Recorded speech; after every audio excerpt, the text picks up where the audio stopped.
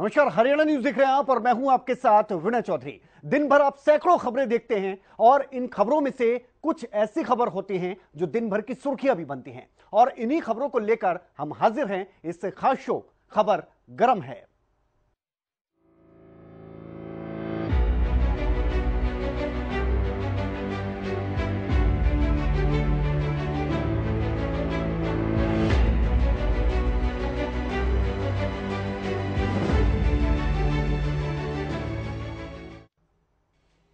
तो भारतीय रेलवे के इतिहास में एक और सुनहरा पन्ना जुड़ गया है और इसकी सौगात दी है प्रधानमंत्री नरेंद्र मोदी ने। साथ ही प्रधानमंत्री नरेंद्र मोदी ने इस मौके पर राजस्थान सरकार पर भी निशाना साधा।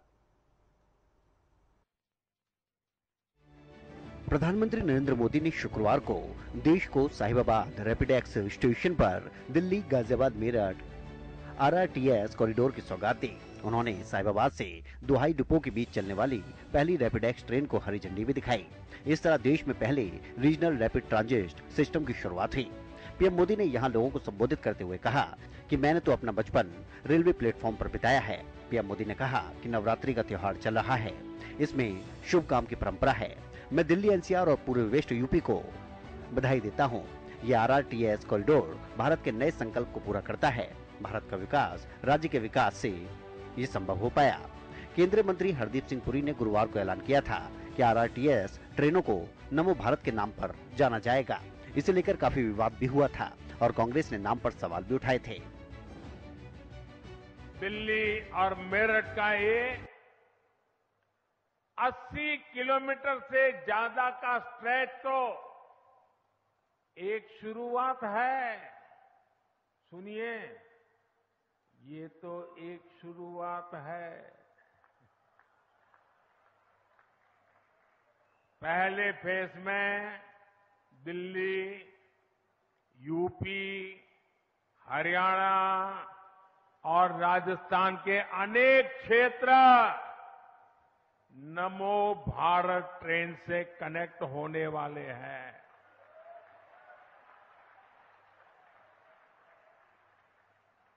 अब मैंने राजस्थान बोल दिया तो अशोक गहलोत जी की नींद खराब हो जाएगी। राजस्थान में इस साल विधानसभा चुनाव होने वाले हैं। यहाँ बीजेपी बनाम कांग्रेस की लड़ाई है। राजस्थान का जिक्र करते हुए पीएम मोदी ने कहा कि हमने राजस्थान में बोल दिया है कि मुख्यमंत्री अशोक गहलोत के दिन खराब हैं। राजस्थान में भी इस ट्रेन को लेकर जाया जाएगा। तो इस मौके पर पीएम मोदी ने कहा कि 4 साल पहले मैंने Delhi Ghaziabad Meerut regional corridor project का शिलान्यास किया था। आज साहिबाबाद से दुहाई डिपो तक नमो भारत की सेवाएं शुरू हो गई हैं। मैंने पहले भी कहा था और आज भी कहता हूं, जिसका शिलान्यास हम करते हैं उसका उद्घाटन भी हम ही करते हैं। उन्होंने कहा कि साल 1.5 साल के बाद जब मेरठ का ये पूरा हिस्सा हो जाएगा तो मैं आपकी सेवा में फिर से हाजिर हो जाऊंगा।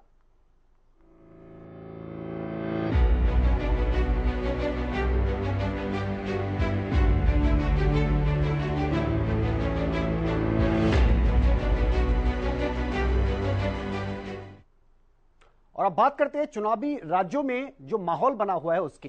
तो राजस्थान में चुनाव की तारीखों की घोषणा हो चुकी है और प्रचार काफी तेज है। प्रियंका गांधी राजस्थान के दौसा पहुंची। यहां पर वो केंद्र सरकार और खास तौर पर प्रधानमंत्री नरेंद्र मोदी पर सीधे तौर पर निशाना साधते नजर आए। कांग्रेस की वरिष्ठ नेता और महासचिव प्रियंका गांधी दौसा में सिकराय के कांदोली में जनसभा को संबोधित करती नजर आईं। इस दौरान उन्होंने ईआरसीपी को लेकर बीजेपी पर जुबानी हमला बोला। एआईसीसी महासचिव प्रियंका गांधी ने कहा कि जो नेता सचमुच जनता का भला चाहते हैं वो सिर्फ अपने मान सम्मान और घमंड को नहीं देखते। 20,000 करोड़ का नया संसद बनाना, 27,000 करोड़ का कॉन्फ्रेंस हॉल बनाना, अपने लिए 16,000 करोड़ का हवाई जहाज खरीदना। बीजेपी के नेता अपने अहंकार को बढ़ाने और अपने उद्योगपति मित्रों के लिए काम कर रहे हैं। देश के प्रधानमंत्री 8,000 करोड़ के विमान खरीद रहे हैं। वहीं प्रधानमंत्री कहते हैं कि किसानों का कर्ज माफ करने के लिए पैसे नहीं हैं। जो नेता सचमुच चाहते हैं कि प्रदेश आगे बढ़े, देश आगे बढ़े, वो सिर्फ अपना मान सम्मान और अपने घमंड को नहीं देखते, वो जनता को देखते हैं कि जनता के लिए क्या अच्छा है। बड़ी बड़ी इमारतें बनाना, 20,000 करोड़ का नया संसद बनाना, 27,000 करोड़ के कॉन्फ्रेंस हॉल बनाने, 16,000 करोड़ के हवाई जहाज खरीदने अपने लिए, ये एक तरह के नेता करते हैं। भाजपा के आज नेता जो हैं वो सबसे पहले अपने अहंकार को, अपने मान सम्मान को बढ़ाने के लिए अपने लिए काम कर रहे हैं और अपने उद्योगपति मित्रों के लिए काम कर रहे हैं। वही कहते हैं कि ओपीएस और पेंशन के लिए पैसे नहीं। प्रियंका गांधी ने कहा कि आप सोचिए, आपकी उम्मीद थी कि वो देश की रक्षा करेंगे, लेकिन हुआ क्या? देश की कंपनियों को अपने पूंजीपति मित्रों को बेच दिया। यहाँ आरक्षण मिलता था, वो भी नहीं मिलेगा। आज ये नौबत आ गई कि प्रदेश की सरकार महंगाई राहत कैंप लगा रही है, क्योंकि देश की सरकार ने महंगाई बढ़ा दी है। तो प्रियंका गांधी यहीं पर नहीं रुकी। जब चुनाव आता है तो उन्होंने कहा कि ये लोग धर्म की बातें करते हैं, धर्म को कोई हिंदुस्तानी नकार नहीं सकता, पर आपको यह भी ध्यान देना होगा कि ये बात चुनाव के समय क्यों उठ रही है। जब तमाम कांग्रेस की सरकार ओपीएस दे रही है तो ये भी क्यों नहीं पूछ सकते कि आप ओपीएस क्यों नहीं दे रहे? आपको चुनना पड़ेगा, आपको ऐसी राजनीति चुननी पड़ेगी जो सिर्फ आपके जज्बातों को बात करती हो और ऐसी बात करती हो जो आपके फायदे के लिए हो। लालच, महत्वाकांक्षा की राजनीति आपको आगे नहीं बढ़ने देगी।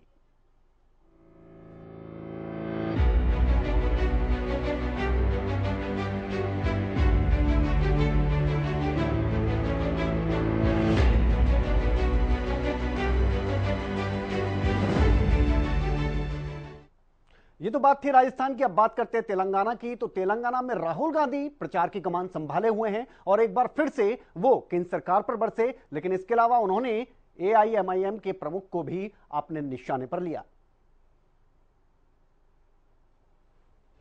तेलंगाना में विधानसभा चुनाव के कारण सियासत गर्म है। सभी पार्टियों के नेताओं के बीच वार पलटवार का दौर जारी है। इसी बीच तेलंगाना से राहुल गांधी ने बीजेपी पर एक बार फिर जोरदार निशाना साधा है। अब देखिए, मैं बीजेपी से लड़ता हूं, मेरे ऊपर 24-25 केस है, मेरी लोकसभा की मेंबरशिप रद्द कर दी। राहुल गांधी ने एआईएमआईएम पर बीजेपी से मिले होने का आरोप लगाया। पूर्व कांग्रेस अध्यक्ष ने कहा कि ओवैसी की पार्टी बीजेपी को फायदा पहुंचाने के लिए हर राज्य में अपने उम्मीदवार खड़े कर देती है। जहां भी हम चुनाव लड़ते हैं, महाराष्ट्र हो, राजस्थान हो, असम हो, वहां पे बीजेपी की मदद करने के लिए एमआईएम अपने कैंडिडेट खड़े कर देती। तो इस चुनावी गर्माहट के पीछे की वजह समझिए। तेलंगाना में विधानसभा चुनाव करीब है, वहां सीएम केसीआर के नेतृत्व में बीआरएस पार्टी सरकार चला रही है। बीजेपी जहां राज्य की सत्ता में प्रवेश करने की कोशिश में है, तो वहीं कांग्रेस भी सत्ता पर काबिज होना चाहती है। और इसी सिलसिले में राहुल गांधी लगातार तेलंगाना की धरती पर लोगों को अपने पक्ष में करने की कवायद में जुटे हुए हैं और खासतौर पर बीजेपी पर निशाना साध रहे हैं।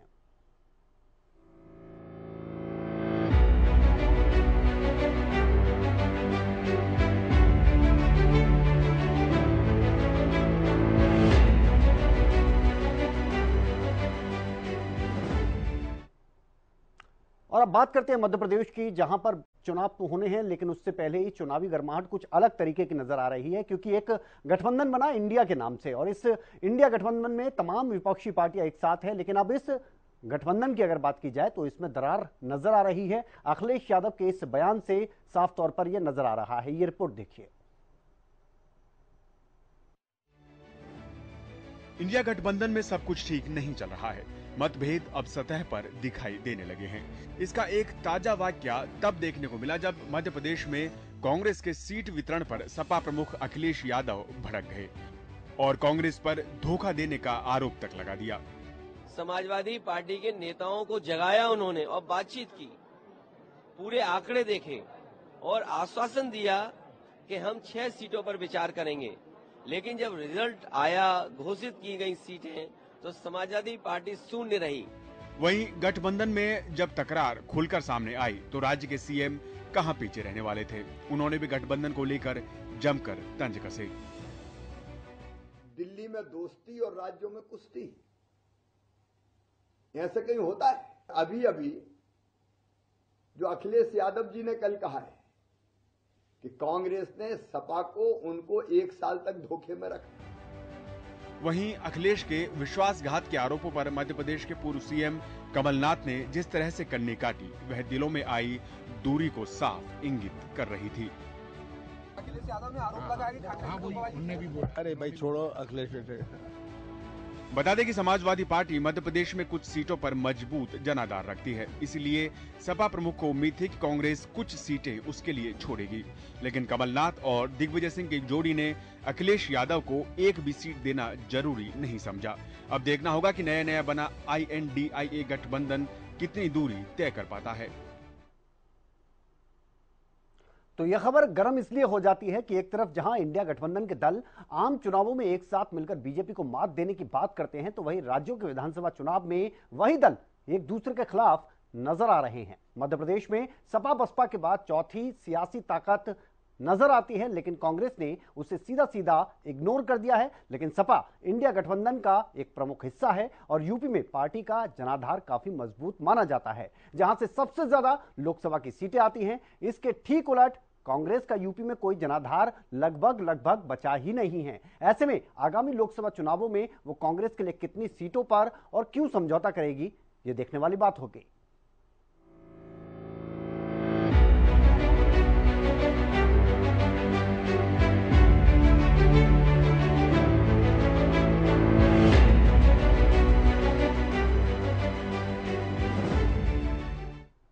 बात हरियाणा की एशियन गेम्स के पदक वीरों को सम्मानित किया गया। मुख्यमंत्री मनोहर लाल ने करनाल पहुंचकर इन तमाम विजेताओं को सम्मानित किया है और यहां पर वर्चुअली केंद्रीय खेल मंत्री अनुराग ठाकुर भी मौजूद रहे। हरियाणा के लिए आज का गौरव में पल था। भारत ने एशियन गेम्स में जहां 107 मेडल हासिल कर लिया, वहीं हरियाणा के 30 मेडल थे, जो 44 खिलाड़ियों ने अलग अलग गेम्स में अलग अलग इवेंट में हासिल किए हैं। आज उन खिलाड़ियों को सम्मानित किया गया, साथ ही साथ नौकरी का भी ऑफर दिया गया। गोल्ड मेडलिस्ट को 3 करोड़, सिल्वर को 1.5 करोड़, ब्रॉन्ज को 75 लाख रुपए दिए गए। सीएम मनोहर लाल ने सभी खिलाड़ियों को आने वाले टूर्नामेंट के लिए शुभकामनाएं दी। हरियाणा के 44 खिलाड़ी जो पदक विजेता थे, उनमें से 22 खिलाड़ी पहुंचे जो hockey, kabaddi, boxing, wrestling, shooting, तीरंदाजी से संबंध रखते हैं। हरियाणा की शान बने ये मेडलिस्ट खिलाड़ी, इनको यहाँ आज जो इनका पारितोषिक है, जो इनका इनाम है, वो बांटा गया है। इनके जो सर्टिफिकेट है वो इनको दिए गए हैं। इनका अभिनंदन सबका किया गया है। कुल प्रदेश के 44 ऐसे खिलाड़ी हैं जिन्होंने या तो इंडिविजुअल में या टीम के रूप में मेडल के हिस्सा बने हैं। गोल्ड मेडलिस्ट भी हैं, सिल्वर मेडलिस्ट, ब्रॉन्ज मेडलिस्ट, जिसके अंदर आज 22 खिलाड़ी तो स्वयं उपस्थित हुए हैं। और हमें जैसे जानकारी है कि बाकी जो खिलाड़ी होते हैं उनका कोई ना कोई कारण रहता है, कोई प्रैक्टिस में है, कोई बाहर अभी गया हुआ है, कोई और खेलों में लगे हैं, तो उनको भी सबको सम्मानित करने के लिए उनके बैंक अकाउंट के अंदर जो राशि है वो सबको पहुंच जाएगी। और कोशिश करेंगे कि अन्य किसी कार्यक्रम में बाकी लोगों को भी बुला करके उनको प्रत्यक्ष सम्मानित किया जाए। हरियाणा खेलों का हब है और इस हब में और ज़्यादा सुविधाएँ लोगों खिलाड़ियों के लिए बढ़ाई जाएँ, ताकि नई पनीरी, जो नई नर्सरी, वो भी खेलों के माध्यम से आगे बढ़े। 1100 नर्सरीज हमने चला रखी हैं। वहीं सीएम मनोहर लाल ने अलग अलग शहरों में 10 खेल केंद्रों का उद्घाटन किया, जहां अलग अलग खेल के खिलाड़ी प्रैक्टिस करेंगे। सीएम मनोहर लाल ने खिलाड़ियों के परिजनों से भी मुलाकात की। सीएम मनोहर लाल ने कहा कि हरियाणा का किसान, जवान खिलाड़ी धाकड़ है। खिलाड़ी भी ये सम्मान पाकर काफी खुश थे। वहीं केंद्रीय खेल मंत्री अनुराग ठाकुर की अगर बात की जाए तो उन्होंने भी वीडियो संदेश के जरिए खिलाड़ियों को बधाई भेजी, हरियाणा सरकार को भी बधाई दी। हरियाणा के खिलाड़ी हॉकी से लेकर कबड्डी, शूटिंग और एथलेटिक्स में छाए रहे। उम्मीद है कि ये खिलाड़ी आगे भी इसी तरह से अपना अच्छा प्रदर्शन करते रहेंगे और भारत के लिए मेडल लाकर हरियाणा का नाम पूरी दुनिया में इसी तरह से रोशन करते रहेंगे।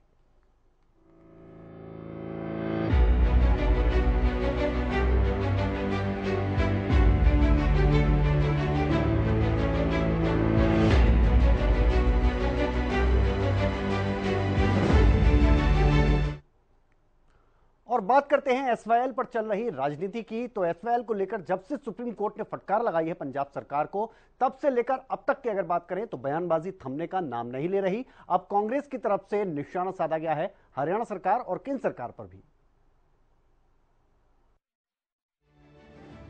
हरियाणा में भी वार पलटवार का दौर लगातार जारी है। खासतौर पर नेता प्रतिपक्ष भूपेंद्र हुड्डा और कांग्रेस प्रदेश अध्यक्ष उदय भान सरकार पर हावी नजर आ रहे हैं। एक बार फिर कई मुद्दों को लेकर नेता प्रतिपक्ष भूपेंद्र हुड्डा ने सरकार पर निशाना साधा। का फैसला फाइनली अटेंड कर चुका है। अब जिम्मेवारी केंद्र सरकार की है और ये जो हरियाणा सरकार को दबाव देना चाहिए और जो भी ये कदम उठाएंगे हरियाणा के हित में हम उनका कंधे से कंधा ला के साथ देंगे और काम के तैयार हैं। वहीं उदय भान ने भी हरियाणा सरकार पर एसवाईएल के मुद्दे को लेकर निशाना साधा है। एसवाईएल के मुद्दे पर सुप्रीम कोर्ट अपना फैसला दे चुका है। ये हमारे मुख्यमंत्री खट्टर की कमजोरी है कि जो पंजाब के मुख्यमंत्री से बात करने की बात कर रहे हैं, बजाय पंजाब के मुख्यमंत्री भगवंत मान से बात करने के उन्हें अपने प्रधानमंत्री नरेंद्र मोदी पर दबाव डालना चाहिए कि ये सुप्रीम कोर्ट ने जिम्मेदारी सेंट्रल गवर्नमेंट की दी है और सेंट्रल एजेंसी से, चाहे वो CPWD से या BRO के जरिए ये नहर को पूरी कराएं। एसवाईएल के मुद्दे पर हरियाणा की सरकार लगातार पंजाब पर निशाना साध रही है तो हरियाणा में विपक्ष हरियाणा सरकार पर हमलावर है। इसके अलावा इनेलो नेता अभय चौटाला ने भी सीएम को पत्र लिखा है। तो एसवाईएल को लेकर सुप्रीम कोर्ट ने जब से पंजाब सरकार को फटकार लगाई है तब से बयानबाजी का दौर लगातार देखने को मिल रहा है। जहां हरियाणा सरकार पंजाब सरकार पर दोगुली राजनीति करने का आरोप लगा रही है तो वहीं हरियाणा कांग्रेस सरकार पर नाकामी के आरोप लगा रही है। वहीं इनेलो नेता अभय चौटाला की अगर बात करें तो उन्होंने भी सरकार को घेरा है, सीएम को पत्र लिखा है और ये कहा है कि विशेष सत्र बुलाया जाए, सर्वदलीय बैठक बुलाई जाए और इस मसले को तुरंत हल किया जाए।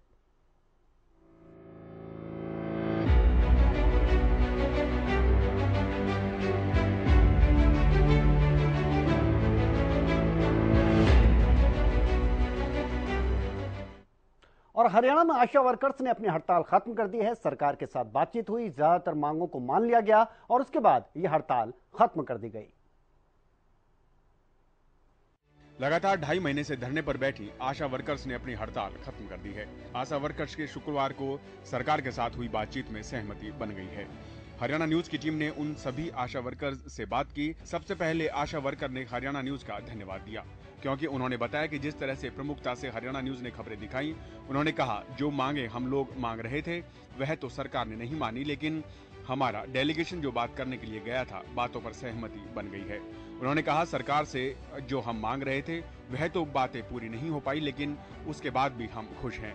वहीं कुछ आशा वर्करों ने इस पर नाराजगी भी जताई और उन्होंने कहा कि हमारी आशा बहनों ने जो फैसला किया हम लोग उसे मानते हैं, लेकिन सरकार को यह बता दें कि अभी तो हम हड़ताल खत्म कर रहे हैं, लेकिन हमारा आंदोलन अभी भी जारी रहेगा।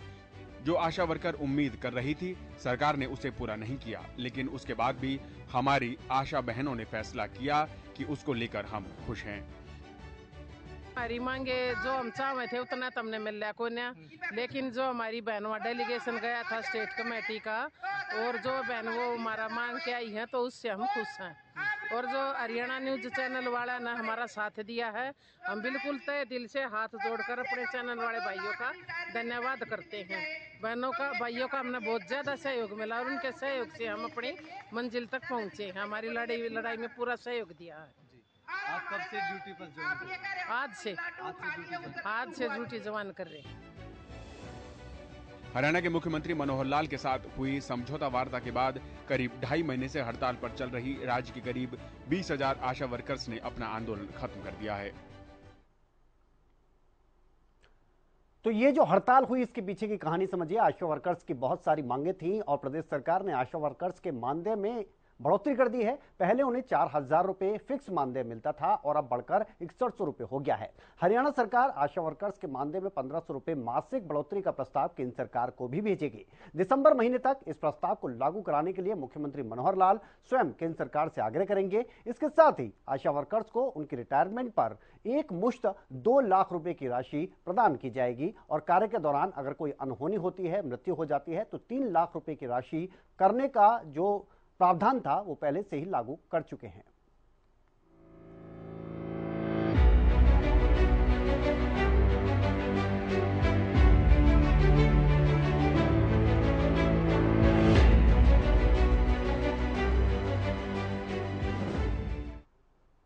और हरियाणा में सीईटी ग्रुप डी की परीक्षा होने जा रही है 21 तारीख को और 22 तारीख को। इसे लेकर प्रशासन की तरफ से पूरी तैयारी की गई है। किस तरह की तैयारियां हैं इस रिपोर्ट के जरिए देखिए।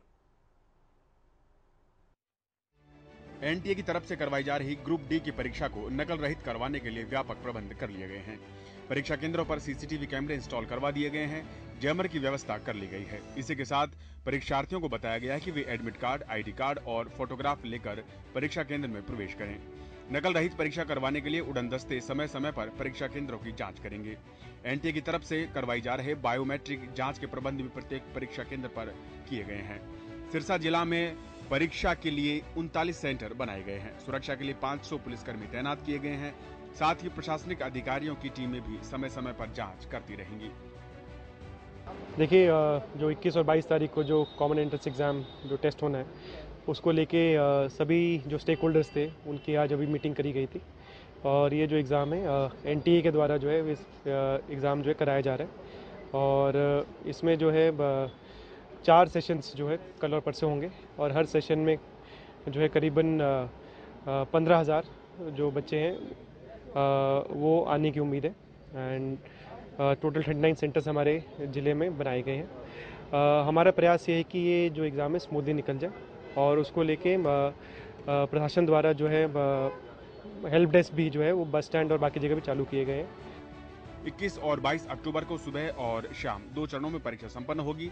परीक्षार्थियों की सुविधा के लिए हेल्प डेस्क भी बनाए गए हैं। तो बहुत अहम परीक्षा होने जा रही है। नकल रहित परीक्षा करवाने के लिए व्यापक प्रबंध किए गए हैं।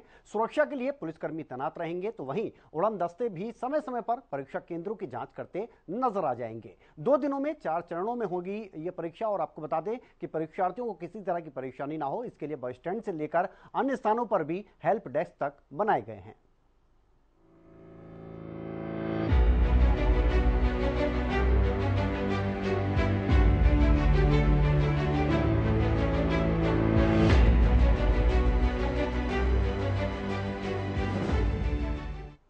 और अब बात करते हैं क्रिकेट के महाकुंभ की। आपको बता दें कि भारतीय टीम का विजयी अभियान लगातार जारी है, लेकिन इस बीच एक बुरी खबर सामने आई है। और ये बुरी खबर है क्या, ये आप तस्वीरों के जरिए समझ गए होंगे। हार्दिक पांड्या चोटिल हो गए हैं, अगला मैच नहीं खेल पाएंगे।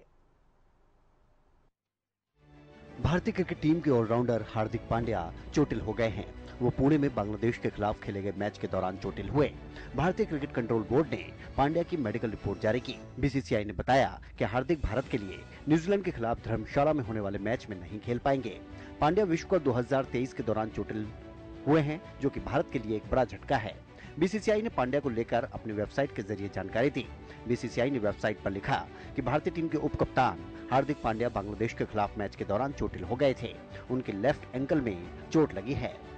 पांड्या का स्कैन करवाया गया और डॉक्टर्स ने उन्हें आराम की सलाह दी है। वो बीसीसीआई की मेडिकल टीम की निगरानी में हैं। हार्दिक 20 अक्टूबर को टीम इंडिया के साथ धर्मशाला नहीं जाएंगे। वो सीधा ही इंग्लैंड के खिलाफ मैच के लिए लखनऊ पहुंचेंगे। भारत और बांग्लादेश के बीच गुरुवार को पुणे में मैच खेला गया। इसे टीम इंडिया ने 7 विकेट से जीत लिया। बांग्लादेश ने पहले बैटिंग करते हुए 256 रन बनाए थे, जिसके जवाब में भारत ने 41 ओवर 3 गेंद में लक्ष्य को हासिल कर लिया। हार्दिक पांड्या बांग्लादेश की पारी के दौरान पहला ओवर फेंक रहे थे। इसी दौरान वो चोटिल हो गए। पांड्या के ओवर की 3 गेंद बची थी, जिसे विराट कोहली ने फेंका और ओवर को पूरा किया।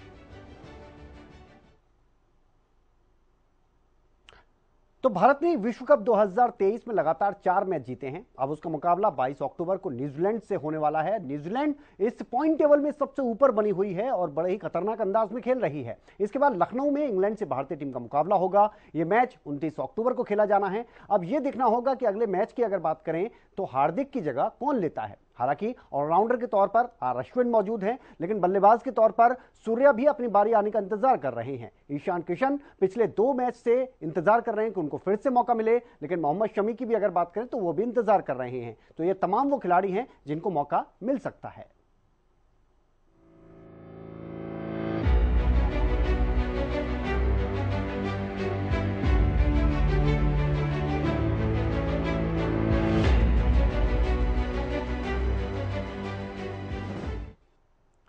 और इजराइल और हमास की अगर बात करें तो जंग लगातार बरकरार है। हालात अभी तक सुधरे नहीं हैं। इस बीच अमेरिका ने भी इस पर चिंता जताई है। वो क्यों जताई है, देखिए जरा।